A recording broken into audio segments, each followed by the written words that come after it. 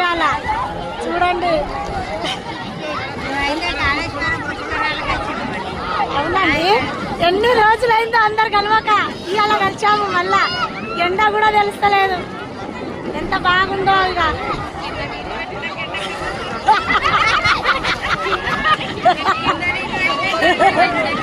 చూడండి ఫ్రెండ్స్, మీరు కూడా రానోళ్ళు అయితే శనివారంతో అయితే లాస్ట్ అవుతుంది.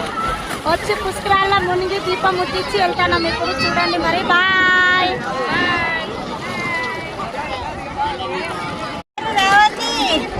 అందరూ